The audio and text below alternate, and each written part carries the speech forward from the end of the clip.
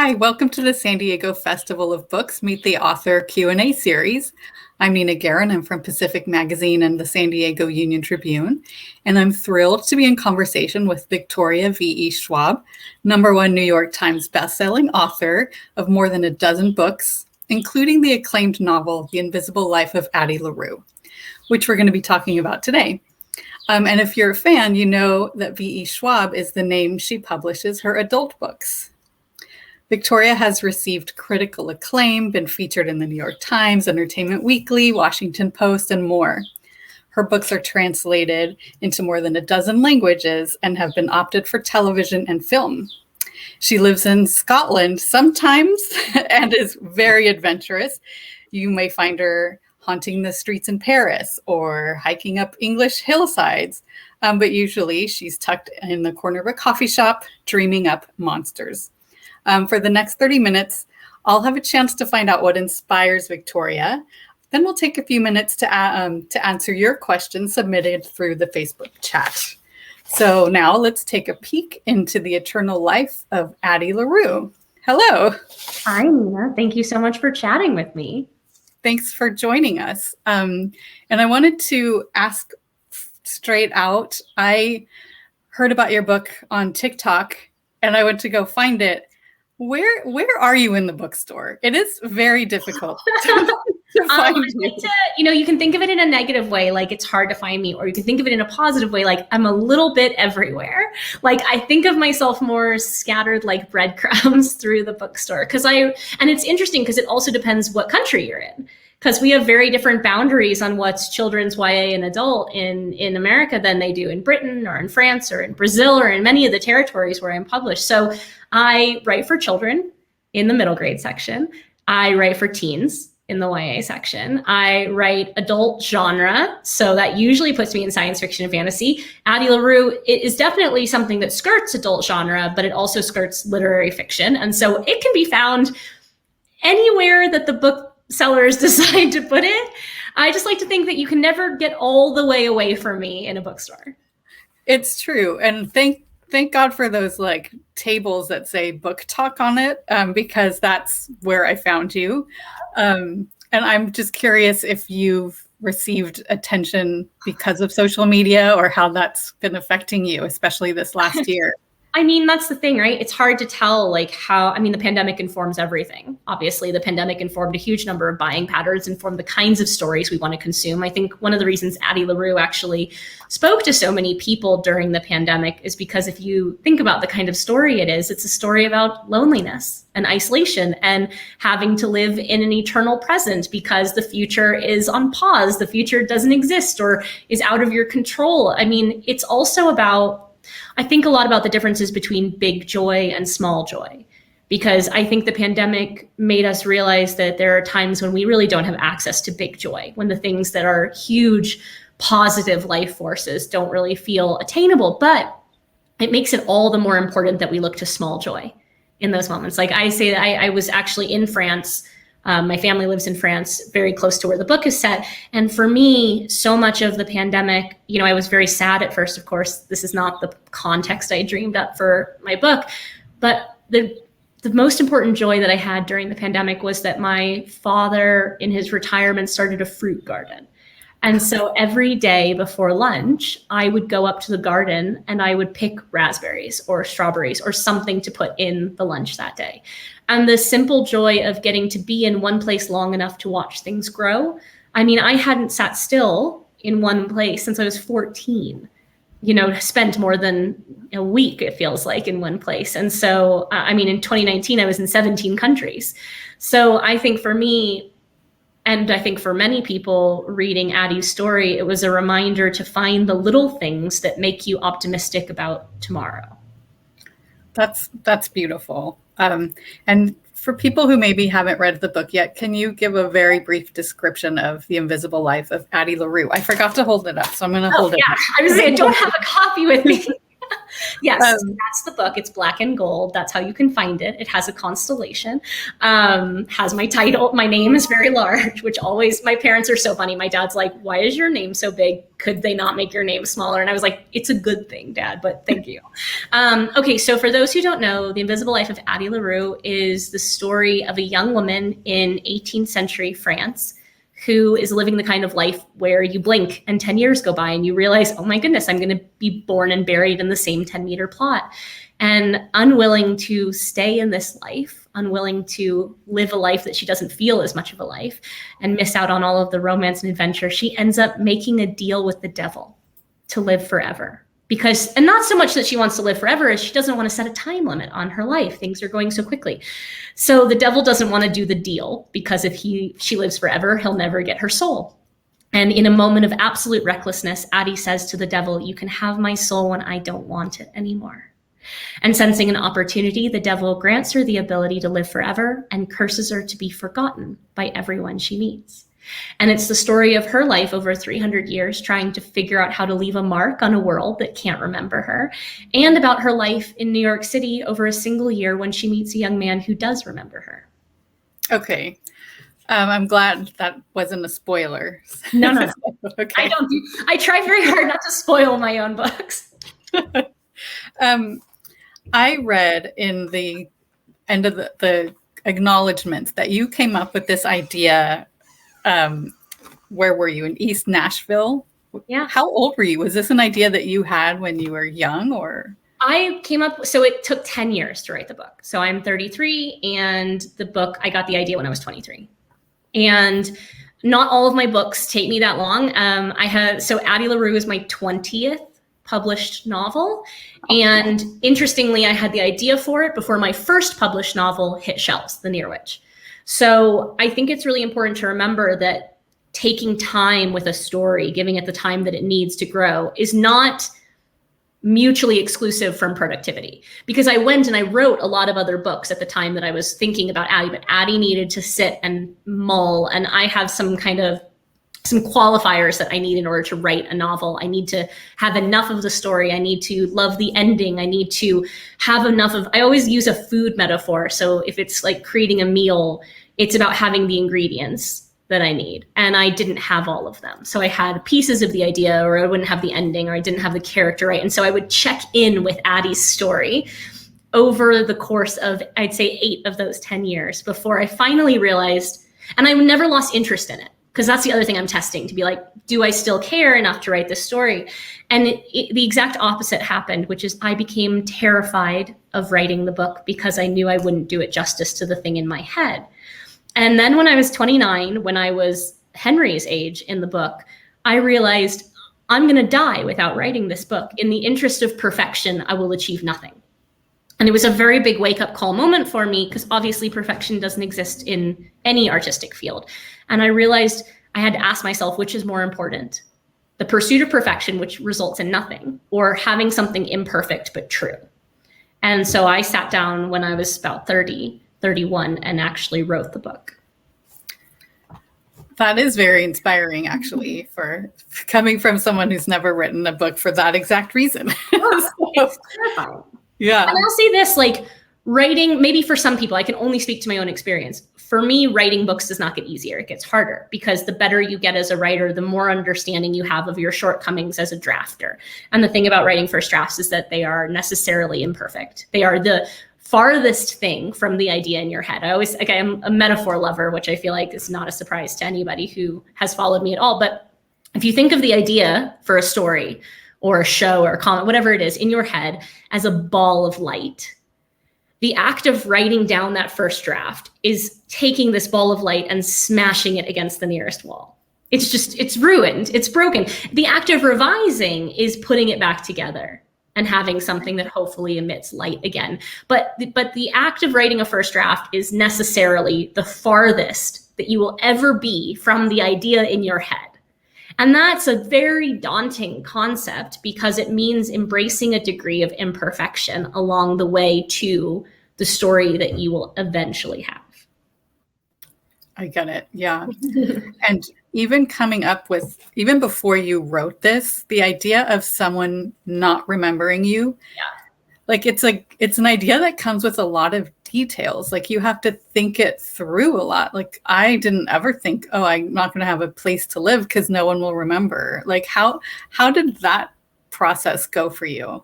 Yeah, I mean, it's so interesting. So many aspects of Addie's curse go hand in hand. So it's hard for me to detach one piece of the identity from another.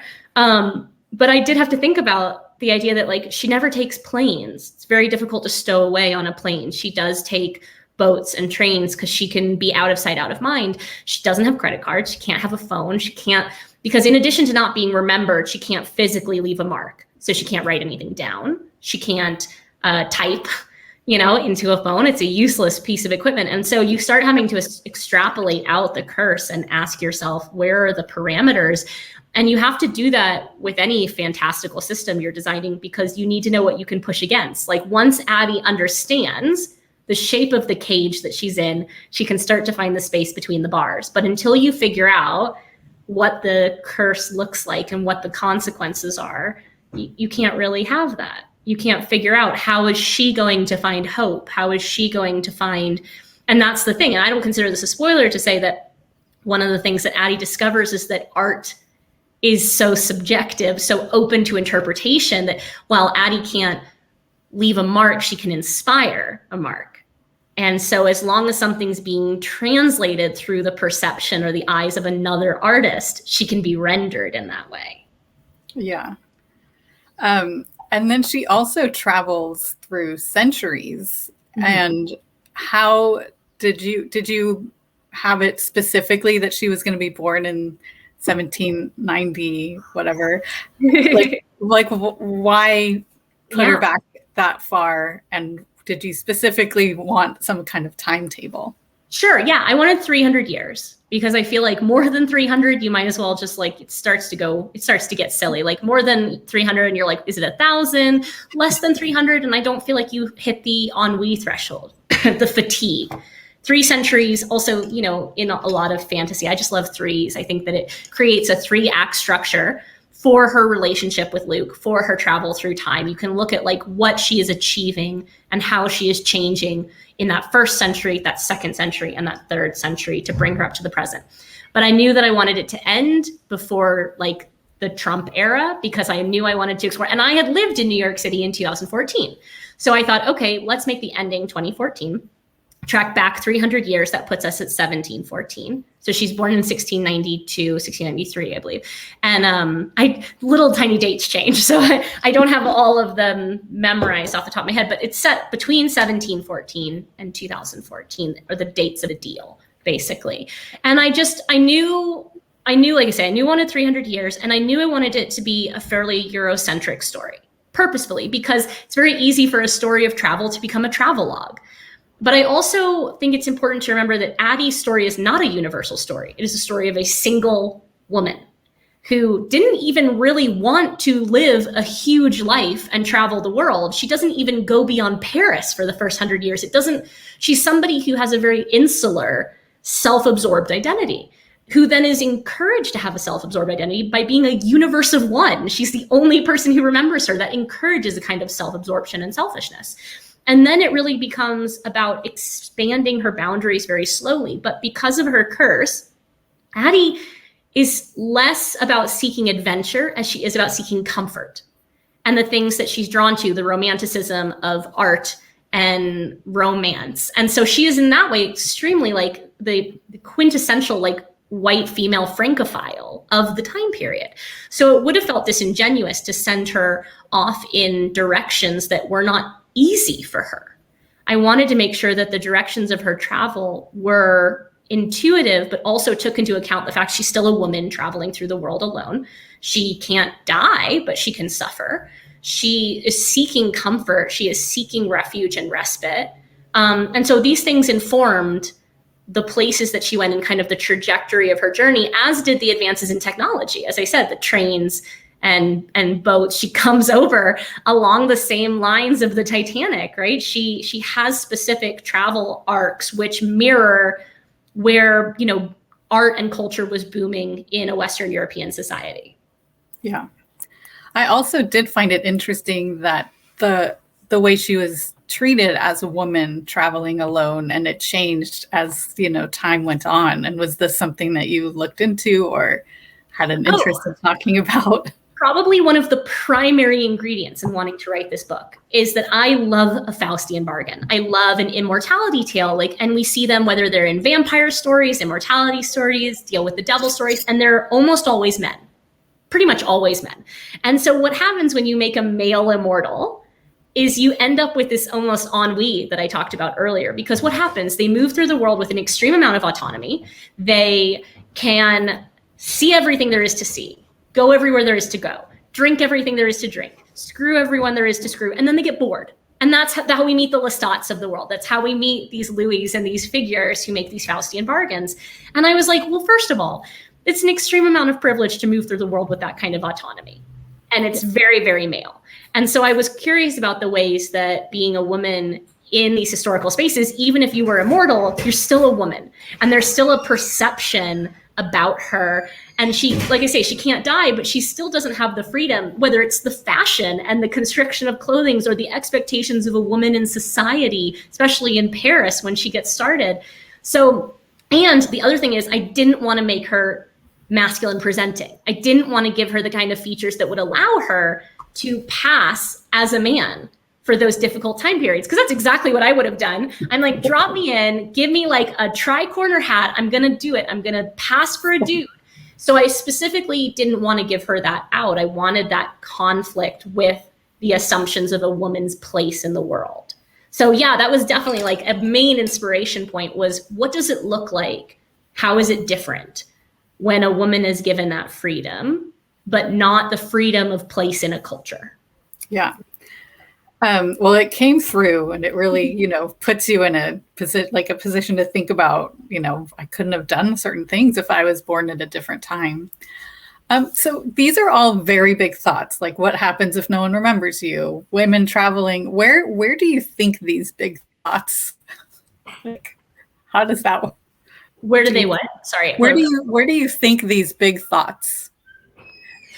I mean, all the time. I think that's like, as a writer, what guides us, right? Is like, there are big ideas and small ideas, and we need a mixture of them. Like, there are small ideas that I want to confront, of course, in any novel, but most of the time, the inspiration for a novel, the thing that kicks me off, is a big question.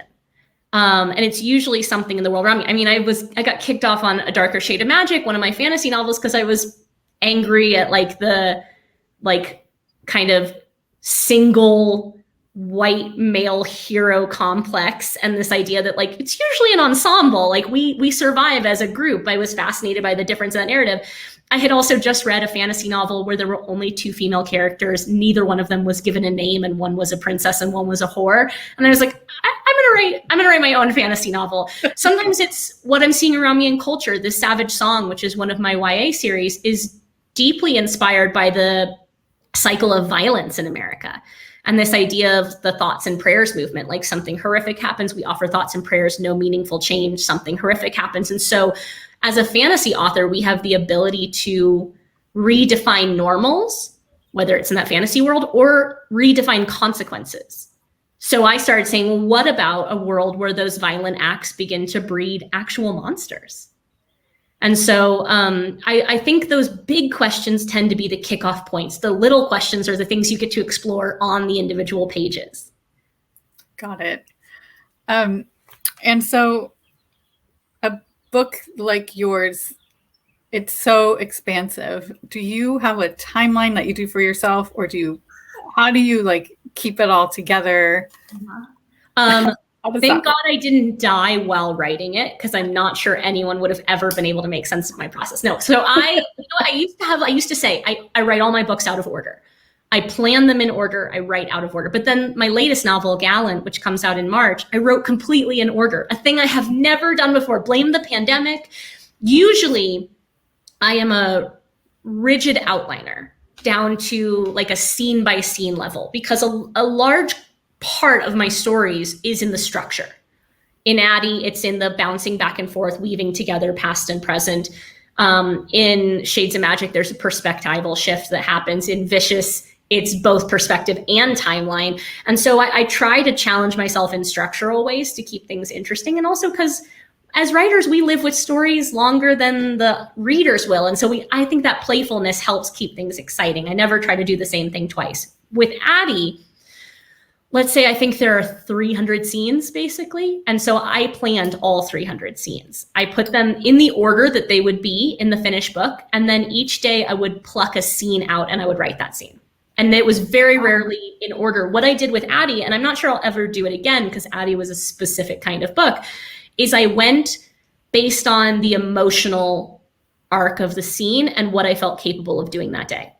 So for instance, the Henry sections in the book, I had to be in a very specific psychological place. Henry is almost entirely autobiographical. It's the first time I've ever done that with a character, like molded all of my neuroses and eccentricities and mental health issues onto a character. And because he was so personal and because I knew he was going to go through some pretty dark things, I couldn't just like wake up on a Tuesday and write that scene. So I probably waited about 2 months until I was in the right place, stable and able to tap into those kind of vulnerabilities to write those scenes. Some days I woke up and I thought, I'm going to write about the French Revolution. Some days I woke up and I thought, I'm going to write about this art exhibit on the High Line. Like I wanted to make sure that I stayed passionate about the project. And for Addie, what that meant was choosing scenes that excited me every single day. Most of the time it's a balance of like, I might have like 7 or 8 chapters in a part of a book. And I'll choose which of those 7 to 8 chapters I want to write that day, but I'll stay in the part that I'm working on, which is to say I'm all over the place. And thank God no one has had to decode it yet. Because if you were to open up the documents on my computer, I'm pretty sure they would make absolutely no sense. Why did you choose this book to put some autobiographical elements in? I usually pick off tiny little pieces of autobiography and hide them in ways that nobody but me or probably a family member would understand. I probably did it for all the wrong reasons with Henry, which is that I had such a clear idea of Addie LaRue and I had such a clear idea of the devil. And then I had this young man and I didn't really know what to make of him. I knew what his role was in the story, but I didn't know who he was as a person. And I had a really hard time figuring him out.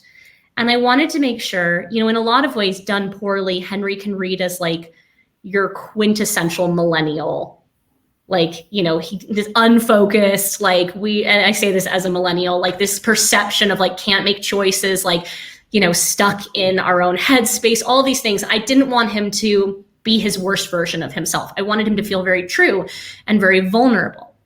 I'm like very, very interested in like making my female characters and my non-binary characters like stubborn and aggressive and ambitious, and taking my male presenting characters and making them vulnerable and full of feelings, because I want to show that there's space for that too. And so I think it just came down to, I started asking myself who I would have been if I hadn't found writing. And I would have been Henry. I would have been that person. And so I started seeing how much of myself I was willing to give to a character. And it's funny because everyone assumes like, I'm Addie. And I'm like, I am not an optimist. Like I'm that kid who couldn't decide on a major. I had 6 majors in college because I couldn't pick, because I was so afraid that by picking one, I was neglecting all the other versions of me that I wanted to be. Oh, so that is exactly what Henry is. Yeah, even me. What were your 6 majors? I started out in astrophysics, which is probably why my parents are so deeply confused by who I am today. I like rebelled hard from astrophysics into set design, which I really think was just me trying to figure out, is there a way to like not be in astrophysics right now? I went from there into East Asian cultures and mythologies. I went from there into English, which should have been the obvious one, but I couldn't stand it. I was like, I just want to make stuff up. I went from there into art history, which I would eventually go back and get a graduate degree in art history in depictions of monsters while in Edinburgh. But I ended up in book design, which is just the worst thing for an author to be in, actually, because like you don't actually have control usually over your book covers. Addie LaRue was probably one of the first books I had pretty strong control over as a cover. But like, yeah, I went into graphic design and with a specialty in typography and book design, which is something I never use. Wow. But it feels like all of those majors kind of came together, especially the art history, because it's such a big part of the book. Well, yeah, I really had to put that degree to use because, like I say, that's my graduate degree. And I have this fascination in art history in the idea of the muse. I think I have that fascination as a writer as well. Sometimes we can't really tell where something comes from. I've always had a fascination with old gods. I studied like a lot of polytheism and what happens when you take God out of the monotheistic capital G and you bring them into a polytheistic lowercase g. You get something like Luke, where the devil, what we call him the devil, I've been calling him the devil the whole conversation, but he's not the devil. He's a precursor to Christian scheme. And you can make them fickle and you can make them jealous and petty. I always say that Luke is like a petulant child, which never could have been in really a monotheistic system. So I like to think all of the things that I've studied and all of the things I've been interested in, they do find a way into my work. Okay. And then you also mentioned that Addie or that your characters are very stubborn. And I found that Addie was almost frustratingly stubborn. So that is a choice and why? I think especially with women, I think we have this lower tolerance as a community, as readers, regardless of our own identity. It's just the way that we're like socialized, if you will, to feel like women should be givers, not like I saw it in a book referred to one time in a nonfiction book, is that men get to be human beings and women get to be human givings. And I think there's this sense that like the women should bend, right? And I feel like as a fairly ambitious woman, that like, why should I bend? Like, why is there that theory that like if a man and woman are walking down the street towards each other, the woman is the one that gets out of the way? So I'm deeply interested in writing what to many people seem like frustrating female characters. And I think they're frustrating because if they had been male characters, I don't think we would hold them to the same almost like empathetic standard. And I think that I like to push against that a little bit because I think we hold our female presenting characters to a different empathetic standard than our male presenting characters. I did this in one of my fantasy novels, Shades of Magic, is I took all the things we love in a male anti-hero and I gave them to a female character and everyone hated her. They were like, why is she so mean? Like, why is she all these things? And I was like, I literally, if I had scrubbed the pronouns, you would have loved this character. Wow.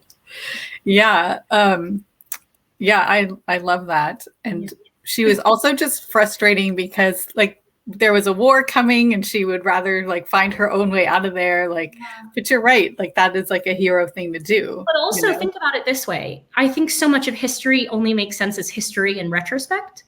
And the things that she's living, like she's trying to get through a day.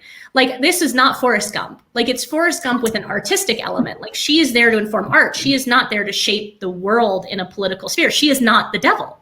The devil is out there looking for machinations. She's trying to just survive with the least amount of personal pain possible. And I think that, it's easy to say, well, you should have changed history. You should have, stopped wars, saved presidents and things. But also she's not psychic. She doesn't know what is going to be history at the time. She's living a universe of one. Uh-oh. Did I lost Nina. Okay, we're going to wait and see if Nina comes back because I don't know how to do this without a partner. But yeah, Addie is living a universe of one. There you are. Sorry, I don't know what happened. Live stuff. Okay, so yes, we were talking about stubbornness, and then here's my question before we get to the audience questions. If you were going to make a deal with the darkness, I don't like to call him a devil. I know. See him that way, but if you were going to make a deal with him, do you know what it would be? I'd probably make the exact same deal that she did. I'd probably be a little more careful in my wording, but I'm somebody who, much like Henry and Addie, because they do have similar frustrations and fears, I just feel like there's not enough time. Like I write and I write and I know that I'll never write all the stories that I want to write. I know I'll never get through everything that I want to do. I feel so keenly aware of my own mortality, and it scares me, not because I'm scared of death, but because I just feel like there's so much living. And I think I would do a lot. I would be very willing to give up quite a bit in the interest of getting to see a little bit more. What about you? Oh, I don't, that's a good question. Can't throw a question that you're not willing I know. I maybe also like the idea of living through time, but when I was reading the book, I was very stressed out because I guess shelter is very important to me. And the fact that she didn't have a constant source of shelter really, really stressed me out more than I imagined. Yeah.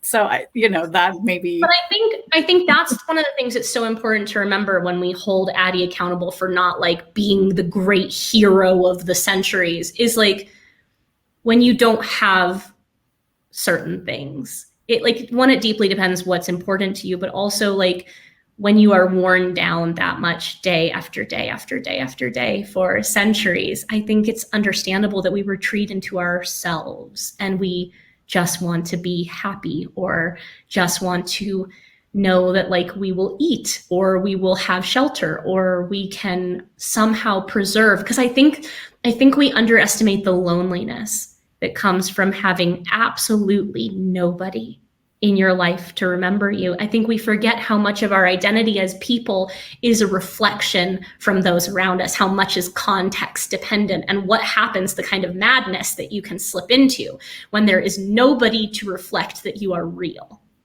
Yeah.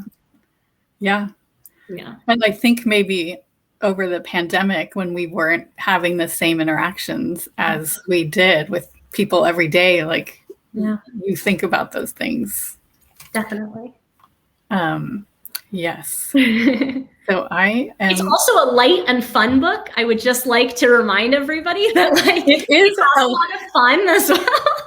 It is a light and fun book, actually. I would look forward to reading it all the time. I will say that once Henry's in the picture, I did read it with you get a little bit of relief. Yeah. So that, I was really involved in it.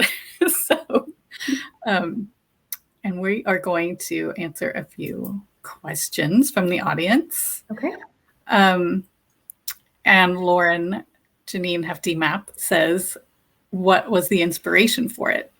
It's interesting, like, again, to bring it back to the many ingredients in a meal. I don't ever have like one inspiration. And ironically, if there is one inspiration for Addie, I can't remember it. So maybe there's an Addie component to it. But what I will say is I had been really struck by reading Peter Pan in college in a children's book course. And if anyone hasn't actually gone and read the original Peter Pan, I highly recommend it. It is one of the saddest stories to me, because you have this incredible adventure and the story ends with Peter sitting on a rock forgetting it all.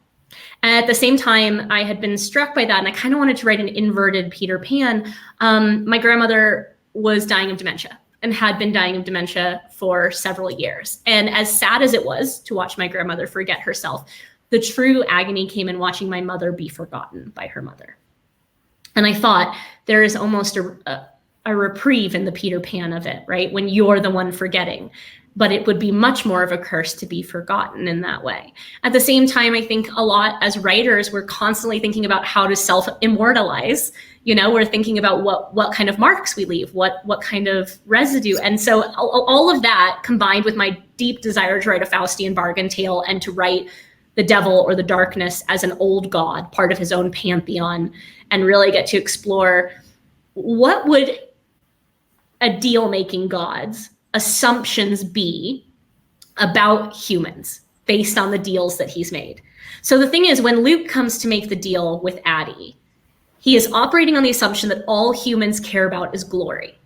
Because almost all of the deals that he's made, from political to the artistic, are about glory, about legacy. So he's making this deal with her and this curse with her on the assumption that, like all other humans that he makes deals with, what will break her is the absence of a legacy. So I was really curious almost about like, how do you surprise the devil? Like, because that's really what it comes down to. Their relationship evolves because she doesn't do what he expects her to do based on his experience of humanity. So all of those things began to kind of mold together into my art historical background. And I would say those are the primary ingredients that made Addie. Okay. What book are you currently reading? So I read a lot. I consider reading part of my job. Like, I am a full-time author. I write TV as well. I'm a full-time maker-upper of things. But I consider reading to be probably the best education that any creative person can engage in. Specifically, reading outside of what you write and reading outside of what you know you like. So I probably read between 100 and 125 books a year. Of those, I'd say I'm confident I will like maybe 25. I go in for poetry, nonfiction, biography, memoir, fantasy. Like, I want to read across a broad spectrum. Right now, I've just finished. I also don't read current. I read all over the place. I just finished an upcoming book called The Inheritance of Orchidia Divina by Zoraida Cordova, which is phenomenal. And I also just finished 11/22/63 by Stephen King, about a man trying to time travel back to stop the JFK assassination. Both equally wonderful. And I am now reading The Ones We're Meant to Find by Joan Hay. I think I'm pronouncing the last name properly, but I'm probably not. It's H-E. And The Ones We're Meant to Find, I'm probably 150 pages in, and I cannot stop thinking about it, which is, to me, the best sign of a good book. Do you set time every day to read, or is it just like in the margins of what else you're doing? I mean, I don't have a prescribed time, but I always have an audiobook. So no matter where I go, I can listen to something. And then I have a book that I usually read either first thing in the morning or last thing at night to wind down. I try and just make sure that I'm never without some form of story to kind of go with me. I'm a lover of good audiobooks. I think that it is a gift. I think that an audiobook done well is such an elevating experience. I also particularly like listening to my nonfiction in audiobook form and my autobiography, because often they are narrated by the people who have written them and about whom they are written. And I think that can be a really additive experience. That's one of my favorite things to do too, is I'm also really into audiobooks because I'm always driving. So it's like the perfect thing to do. But yeah, the autobiographies are narrated by the people who wrote them. Oh, and they can be so funny. Like, give me like a celebrity memoir or celebrity humor or anything like that. Bryan Cranston's memoir on acting is A Life in Parts, I think, and it's narrated by him. And it is one of the most wonderful audiobook experiences. Like, it's just like having a companion. Yeah, I recommend the Rachel Bloom book. I'm not sure if you've read that one yet. That one has songs and like skits. It was great. Okay. Has there been a moment when you read over your work and feel in awe that you wrote that? It's a fun question. So I know it's a great question. So I wouldn't say awe. Here's what I'll say. People often ask, what is my favorite part of the creative process? And I have two. It's when I'm brainstorming at the very beginning before I've started writing the book, and my very last read of the book when I feel like I'm reading it as a reader instead of the writer. I think that's as close as I come to a sense of awe, is if I can, and I've managed to do it every time. I revise a lot. It's not easy to get me to the point of not self-loathing, but if I will often hit a point, and of course, because I'm me, I twist it into a panic response, but I hit a point where I read something that I've wrote, usually in the last pass, and I don't feel like I could have written it, because I think I'm not capable of that. So when did that happen? And in my head, it's like, well, I'm never going to do that again. Thanks. But it's usually, I'd say that's as close as I get to awe, is a sense of detachment from my own work, as if it were written by somebody I admire. Okay. What's it like when you get your book for the first time? It never gets old. Like, I am sitting here waiting for the copy edits on my 21st book, Gallant. And I would say, like, I've never opened a box of books and thought, here we go again. You know, like, I think I hope I never lose that wonder. I meet some authors who feel almost accustomed to it. And I'm like, honestly, like, my favorite thing to do besides writing books is signing my name in finished books. And it has nothing to do with the narcissism of it, and everything to do with the fact it feels like a victory lap. Like, if I'm signing the book, then I survived the writing of the book. And that's amazing to me. Like if I'm signing it, it means I won. Like I have moved on to the next hurdle. So it's a fraught process. Have you ever just walked in a bookstore and signed your books? Do people do that? I mean, people do. I have friends who do that. I am so far too anxious for that. I have like a hard time, even if I am supposed to go into that bookstore and sign my own books, like even going up to the register. I had to do that at Tattered Cover in Denver last week, where I needed to come in and sign like 200 books that had been ordered. And I still came in like I had no business being there and was like, I don't want to bother you. Like, no, I'm supposed to be signing some books. Like I am so bad at it. Like I will lurk in a bookstore to see if my books are there, because I came up very small. And for many years, like I would be very lucky if I found one book somewhere buried in the bookstore. But you know, I did not see Addie LaRue in a bookstore for the first 14 months because I was abroad on lockdown. And so all of the experience of Addie has been virtual. And the first time I walked in and saw it in a store, it was like, oh, there you are. And right now, can you tell us where you are and why?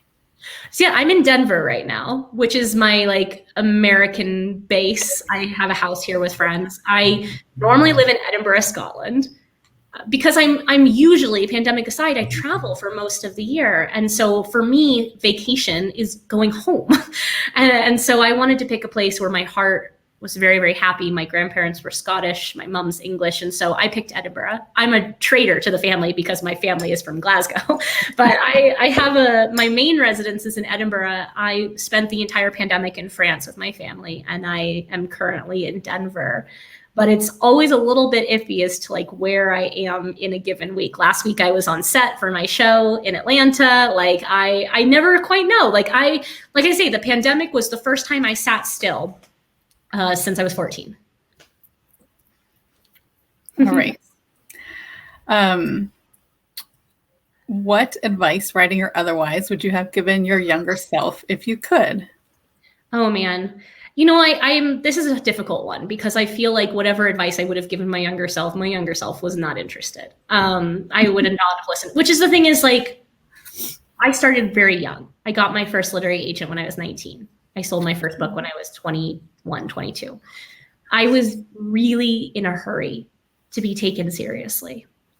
I think I rushed.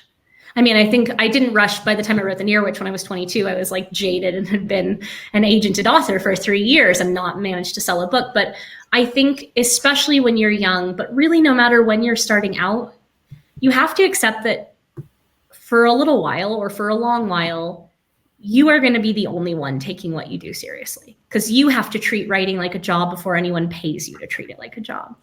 And because I was so young, I really struggled. I really wanted to be taken seriously. I was in a big hurry. And that's something that I still struggle with. I'm an impatient person. I have a few virtues, but like patience is not one of them. I would say just like take a breath, take the time. Like it's going to take the time it's going to take to write a good book. For some books, that's 6 months. And for some books, it's 6 years. I think the thing is, and maybe this is what it comes down to, even at 33, I really struggle to not treat myself like a machine. Like I feel like maybe it's my math and science brain. I feel like everything should be reducible to a formula. Like, oh, if I spend this many hours a day for this many weeks, I should end up with a book on that date. And the fact is that creative enterprises are not machinery, and that sometimes you have to make space for maybe going 10,000 words in the wrong direction, or maybe like something I'm terrible at, taking a break. Like I can't take more than a few days. I can't do it. The longest break I took was like 4 days, and it was the first time in like 6 years. I think remembering that that fallow space and that rest are just as important to the creative process. I mean, that's something I would tell me now, let alone me then. But also, maybe the other thing, sorry, this is a very rambly part of this advice, is my agent often says, keep your eyes on your own paper.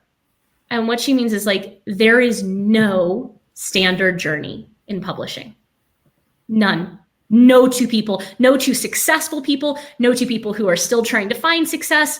There is no standard journey. There's no way that you are going to look over at someone else's paper and see how they're doing their test and be able to do it the same and end up at the same place. And I think it is really deeply hard in such a lonely profession with so little transparency to not look around and wonder, why does my journey not look like that person's journey? It's very, I mean, I imagine if people who are just finding me with Addie LaRue might think, oh my goodness, like, what a lucky person. I am lucky, but like, what a lucky person. How did she stumble into this massive success? And I'm like, well, first of all, it was a decade in the making.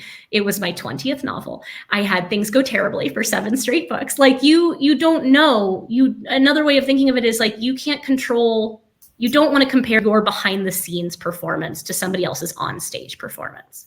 So it's like, you just have to focus on your own work and on writing the best stories that you can and on not quitting. Because the thing is, if you want to be an author, you have to write books. And if your books do well, you're going to need more books. And if your books don't do well, you're going to need more books. So all roads lead to just kind of keeping your head down and doing the best you can do. It sounds like also you need to have the desire to keep going.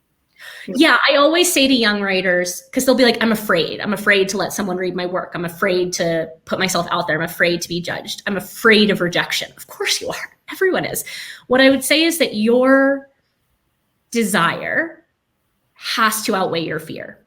It doesn't have to outweigh your fear every day, all day, and it doesn't have to outweigh your fear by a huge margin, but you have to want whatever this is just a little bit more than you're afraid of not getting it. Okay. We have a couple more questions before we wrap up. Which artist in your art history studies fueled your monsters the most? So my art history studies on monsters was more like, it was cross-referenced with the archaeology department. It was specifically a study of medieval art and the Mappa Mundi, so the maps of the world that were often commissioned, almost always commissioned by churches. And the thing about the Mappa Mundi is that they were horrifically propagandistic, and they essentially treated monsters as fantastical creatures and humans that they didn't understand or from different parts of the world as monsters. And so it planted in my head one of my prolonged fascinations with the idea that the most monstrous people in the world, it's not about the fantastical, it's about what we do as people. So in all of my books, whether there's fantasy or anything, the monsters are usually human. And that's not to say that I took anything from the Mappa Mundi that I agreed with, but it instilled in me this concept of, what does it mean to be human? What does it mean to be monstrous? Is the monstrous that we decide is monstrous simply something that we don't understand? And what does it mean when humans perpetuate monstrous acts against each other? So this concept of monster, not as an object, but as a concept with which we go through the world in terms of othering, was something that I've always been fascinated by, whether it's like my supervillain series where I always say like, it's just humans and monsters, like humans do the most monstrous acts. Whether it's Savage Song where the monsters are far more human than the humans are, or whether it's, something like Addie where the question of a character like Luke is, can a devil or a god be human? Can a human become monstrous? Things like that. So it was much more almost theological and theoretical than it was artistic. Great. Would you want to make the book into a movie? If so, dream actress to play Addie. So the movie version of Addie LaRue is in the works. It's very early on, is what I'll say. Like, film and television make publishing look fast, and publishing is one of the slowest industries. So it's definitely in the works. I actually wrote the script. It's the first time that I have ever written the script for a film adaptation of one of my books, because I felt like I sat with it for so long. That's not to say it's not different from the books, because one of the hardest things you have to accept as a viewer and as a reader and as a writer is that what makes the best movie is not the same as what makes the best book. So what I tried to capture was the heart and soul of the story. I am absolutely phobic about dream casting. The reason is that I actually have things with casts now. Like, I have my first TV show, First Kill, coming out, and I would never want to put out a public statement on who I think should play a role and have the role go to somebody else and be like, you didn't even want me. Because also think about incredible parts or incredible roles that you've seen that you never would have cast with that actor, and now you can't think of it any other way. I would love to be surprised by the roles for Addie and Luke and Henry. So We'll see if it gets that far. We're in our director meetings now, which is exciting, but fingers crossed. But yeah, I mean, I would love to see it as a film just because I think it could be really visual. And I think as a writer, I'm constantly asking, like, how do I write a movie in my head that plays exactly the same in your head? I was going to ask if this was going to be the last that we see of Addie LaRue, but not knowing there was a movie. But is there more in store for her? Yes and no. Addie LaRue is a standalone novel. That is just like, it is the beginning and the end of the story. For me, a successful standalone novel is one where you finish it and you desperately wish there was more.